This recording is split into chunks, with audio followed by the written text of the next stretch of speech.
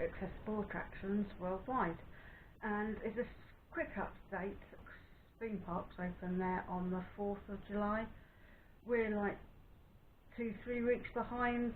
Oakwood Park is opening on the 20th of July, depending on the updates from the Welsh Minister, but hopefully go a little bit further out and about when we're allowed to. One of the best tips I had was to buy a sightseeing pass thing. You buy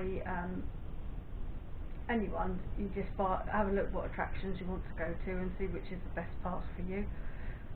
We have 6 attractions. We use them for the Bronx Zoo, Central Park Zoo. We went up onto the One Tower and we went up on Rockefeller. I bought a separate ticket to go up the Empire State Building because I knew that I wanted to go on that, specifically wanted to go up the Empire State Building. And then we used it in Coney Island. We had a fun fair wristband, and we also went to the New York Aquarium, which is what we wanted to do. The other tip was we just enjoyed Battery Park and walking down through there. You have to go down there when you go for the Statue of Liberty cruises. But the best tip I could give you that we didn't do, but I would like to do next time, is to go on the free Staten Island Ferry. You get lovely views of Statue of Liberty and then Manhattan behind.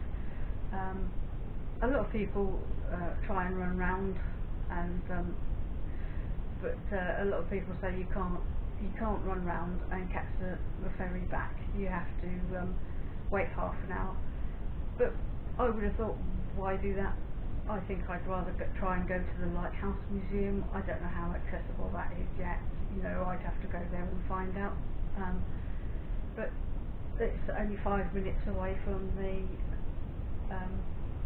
ferry terminal, or perhaps catch a cab to one of the beaches and spend a couple of hours on the beach would be lovely.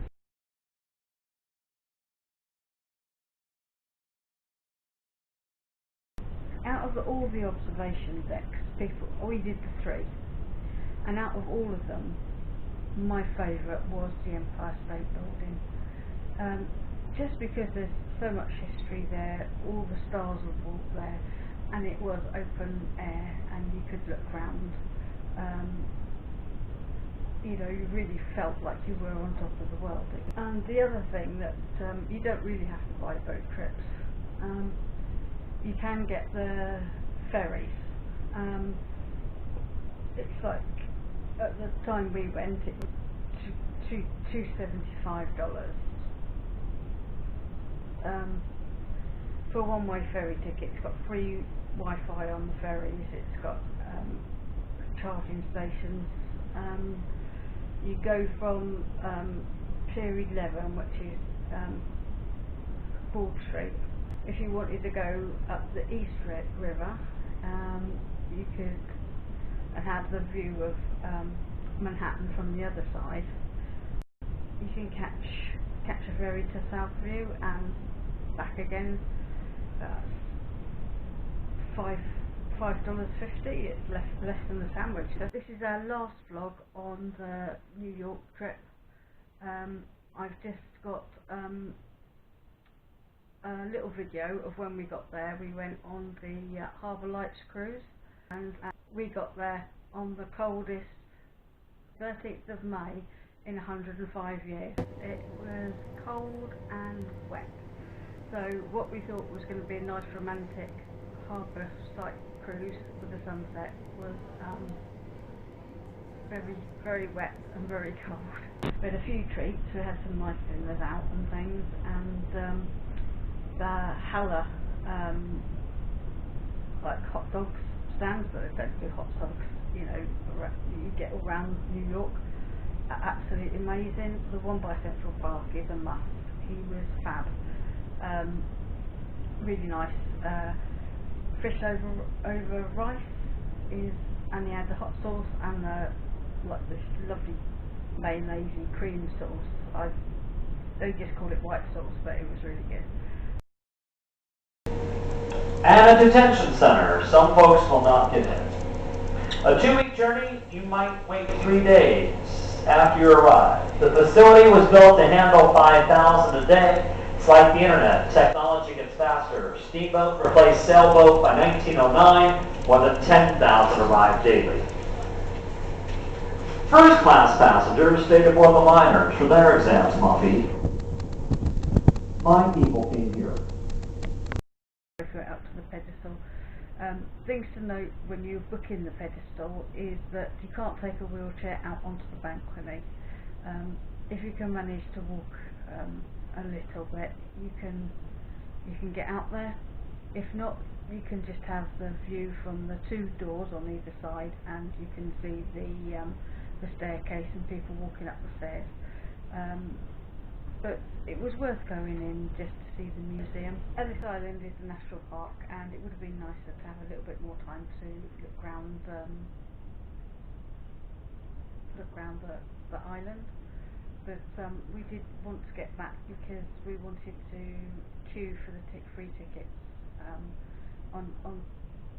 We did want to queue for the free tickets to go into the 9/11 museum.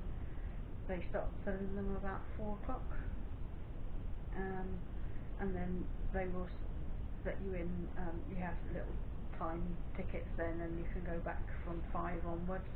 There was a big queue, even though it was raining, to Trump Towers, because Trump Towers has 2 public gardens. Mr. Trump did a deal to increase the size of his building by 20 stories. They had an agreement with the city that stipulates that the atrium that we did see with the waterfall must be accessible to the public daily from 8 AM to 10 PM, and the gardens must be open at the same time as the building retailers. One of the 4, there's a garden, a public garden on the 4th floor overlooking East 56th Street. I've not known any tourists that have actually managed to get to these public gardens, and I was determined to get there. And of course, it may be my timing because Mr. Trump was in Manhattan the day after we'd gone to Trump Towers, which it may have been a security thing. But if you actually manage to get into Trump Towers and the 2 gardens, please comment below and tell me that it's possible to go into these public gardens. The zoo is amazing. We really loved going around and seeing the animals, and it was so hot at the end. It was definitely a holiday of all seasons. We went from the coldest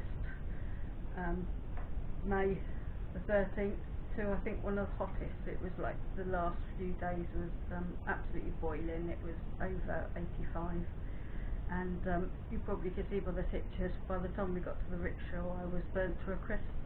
You've got the strawberry fields and the Imagine in the pavement, which is quite poignant, as he was loved all over the world.